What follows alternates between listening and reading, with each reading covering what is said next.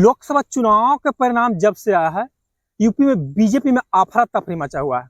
क्योंकि जिस तरह से यूपी में बीजेपी उम्मीद लगाई थी कि यूपी में लोकसभा के सीट बीजेपी पिछली बार के चुनाव से ज्यादा जीतने जा रही है, लेकिन जैसे ही परिणाम आया कि यूपी में ही नहीं बल्कि बीजेपी की दिल्ली में भी यूपी के चुनाव परिणाम को लेकर कुर्सी हिल गई।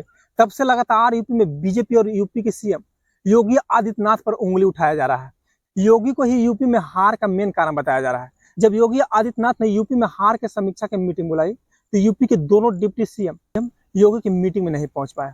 हालांकि अभी तक इसके बारे में दोनों डिप्टी सीएम कोई भी जवाब नहीं दिया है कि क्यों नहीं मीटिंग में पहुंच पाए हैं। लेकिन राजनीतिक पंडितों का कहना है कि इस समय यूपी के दोनों डिप्टी सीएम और खासकर केशव प्रसाद मौर्य यूपी के सीएम योगी आदित्यनाथ से काफी नाराज चल रहे हैं और काफी गुस्सा है इस समय। इसी बीच सपा के प्रमुख अखिलेश यादव ने भी मौके पर छक्का मारते हुए अपने सोशल मीडिया एक्स पर लिखा है कि मानसून ऑफर 100 लाओ, सरकार बनाओ।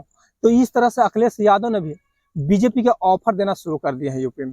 हालांकि इन दिनों जिस तरह से पूरे देश भर में नदियां उफान पर है, वैसे ही यूपी में राजनीति की इस वक्त उफान मार रही है। यूपी में इस वक्त मुख्यमंत्री और संगठन के बीच तकरार चल रही है और डिप्टी सीएम केशव प्रसाद मौर्य की बोली इस समय काफी आक्रामक दिखाई दे रही है।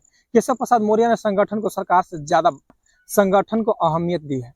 हालांकि जब योगी आदित्यनाथ बुधवार को मीटिंग बुलाई थी तो यूपी के दोनों डिप्टी सीएम मीटिंग से नदारद दिखाई दिए, लेकिन फिर भी योगी आदित्यनाथ ने यूपी में होने वाला विधानसभा के उपचुनाव में रणनीति पर बात की है। हालांकि यूपी में 10 सीटों पर उपचुनाव होने वाला है और योगी आदित्यनाथ ने दोनों डिप्टी सीएम की अनुपस्थिति में बहुत बड़ा फैसला लेते हुए 10 सीटों पर पूरी मजबूती के साथ चुनाव लड़ने की बात कही है।